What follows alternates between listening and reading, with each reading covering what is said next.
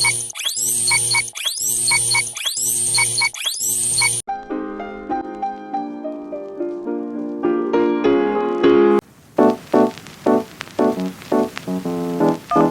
saya Muhammad Fatul Azmi bin Bahadur, nombor matrik 10 DPM 18F2035.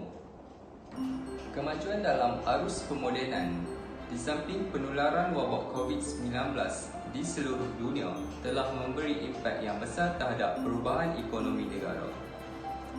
Kewujudan penularan COVID-19 menyebabkan terhasilnya pelbagai produk dan inovasi terbaru. Oleh itu, muncullah pelbagai jenis produk bertujuan untuk memperkasakan norma baru yang perlu kita amalkan seperti pemakaian pelitup muka. Oleh hal yang demikian, muncullah satu inovasi produk iaitu Face Mask Chain. Produk ini sesuai dengan keadaan pandemik COVID-19 yang melanda negara kita, iaitu kita perlu mengamalkan norma baru dengan memakai pelitup muka. Objektif projek ini dijalankan adalah untuk mengenal pasti cara penyimpanan pelitup muka dan juga menghasilkan produk memudahkan pengguna menyimpan pelitup muka. Assalamualaikum warahmatullahi wabarakatuh. Nama saya Nur Adila binti Hairul Azwan, nombor matrik 10 DPM 18F2012. Saya akan menerangkan mengenai reka bentuk produk. Syarikat kami iaitu syarikat FNF ingin mengeluarkan satu produk yang diberi nama Face Mask Chain. Kami mendapat idea daripada satu produk yang dikenali sebagai layout dan ingin diinovasikan produk tersebut menjadi Face Mask Chain dengan menggunakan bahan-bahan seperti tali tangsi, magnet, cakuk, pelayar pemotong dan measure cutting board. Kos pembangunan produk Face Mask Chain adalah seperti berikut. Tali tangsi berharga RM2.50, magnet berharga RM2.10, cakuk berharga RM2.50, pelayar pemotong berharga RM6 dan measure cutting board berharga RM10.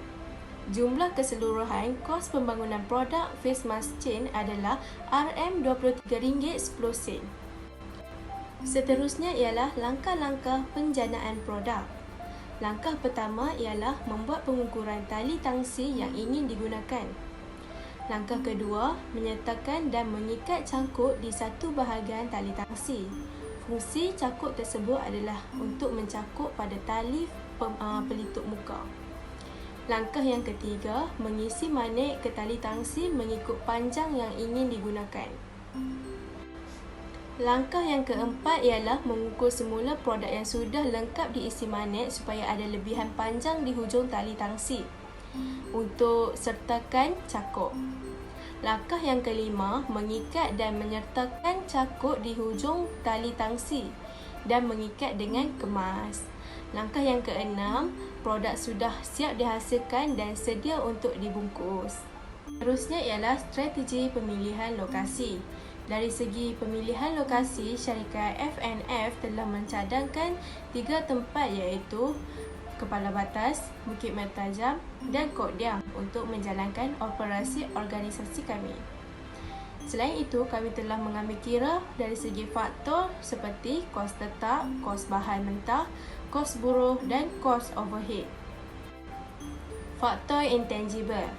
Faktor kos tetap bagi Kepala Batas adalah RM10,000, Bukit Mertajam RM15,000, Kok Diang RM13,000, kos bahan mentah bagi Kepala Batas pula RM400, Bukit Mertajam RM600, Kok Diang RM500 dan kos buruh bagi Kepala Batas RM3,000, Bukit Mertajam RM2,500, Kok Diang RM2,000. Dan seterusnya kos overhead bagi Kepala Batas adalah sebanyak RM1,500, Bukit Mertajam RM1,500 dan Kok Diang juga RM1,500. Jumlah keseluruhan kos bagi Kepala Batas adalah sebanyak RM14,900, Bukit Mertajam RM9,600 dan Kok Diang sebanyak RM17,000. Kesimpulannya, Kepala Batas ialah lokasi yang terbaik kerana ia mempunyai jumlah kos yang rendah. Seterusnya, faktor intangible. Faktor intangible kami telah mengambil kira dari segi tenaga kerja sedia ada, penerimaan masyarakat, kedekatan dengan pasaran dan kualiti hidup. Setelah mengambil kira semua faktor-faktor tersebut, kami telah menjalankan pengiraan dan mendapati bahawa kepala batas ialah lokasi yang terbaik kerana ia mempunyai jumlah skor yang tertinggi. Yang terakhir ialah kaedah integratif. Kaedah integratif telah mengambil kira dari segi faktor tangible dan intangible.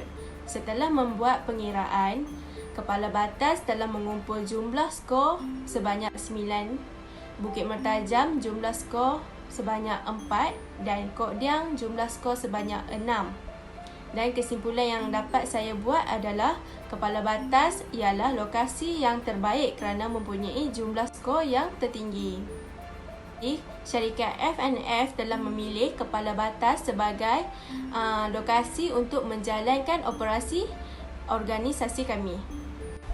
Seterusnya, susun atur dan proses strategi. Dari segi susun atur fasiliti, syarikat F&F telah menyewa di sebuah rumah kedai yang terletak di kawasan kepala batas dan telah menjadikan kawasan itu sebagai tempat untuk syarikat F&F menghasilkan produk dan menjalankan perniagaan. Syarikat F&F telah memilih proses susun atur produk kerana proses pembuatan produk ini adalah mengikut aliran. Syarikat F&F menggunakan proses ini kerana ia memerlukan modal yang rendah tetapi memerlukan tenaga kerja yang ramai untuk memudahkan aktiviti pengeluaran face mask chain untuk memuaskan kehendak pelanggan. Itu sahaja daripada saya. Sekian, terima kasih.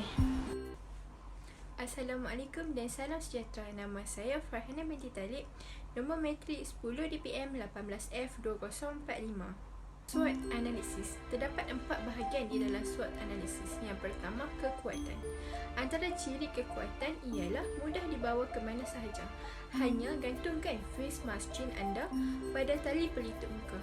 Kedua ialah menjadi trend fashion pada masa kini yang di mana kita perlu mematuhi SOP iaitu memakai pelitup muka apabila berada di tempat awam.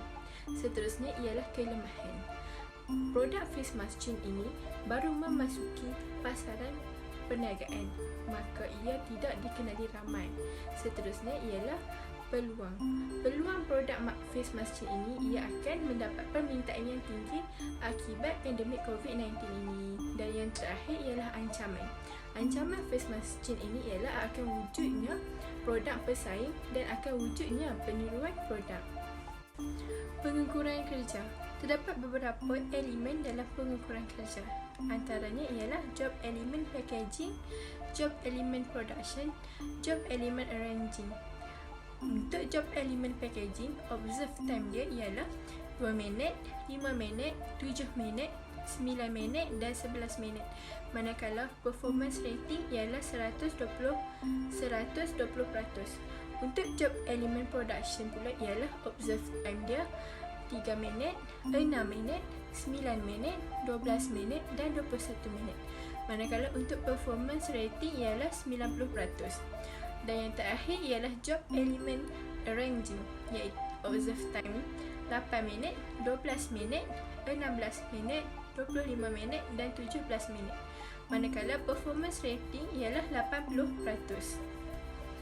Antara elemen pengiraan untuk pengukuran kerja ialah normal time, allowance factor, standard time dan daily standard output. Untuk pengiraan normal time, hasil pengiraan sama dengan 25.51 minit. Manakala untuk allowance factor sama dengan 20%. Seterusnya ialah standard time. Standard time sama dengan 29.34 minit. Dan yang terakhir ialah daily standard output, iaitu sama dengan 16.35 minit. Kesimpulan yang dapat disimpulkan pada akhir projek ini ialah projek ini dijalankan oleh 3 orang pelajar iaitu Muhammad Fatul Azmi, Nur Adila dan Farhana. Tujuan mewujudkan face mask chain ini ialah ia bersesuaian dengan pandemik yang melanda negara kita sekarang iaitu COVID-19. Syarikat F&F memilih Kepala Batas sebagai lokasi yang strategik untuk menjalankan perniagaan dan produktiviti. Syarikat F&F berharap face mask chain ini berguna kepada semua. Sekian, terima kasih. Stay safe everyone.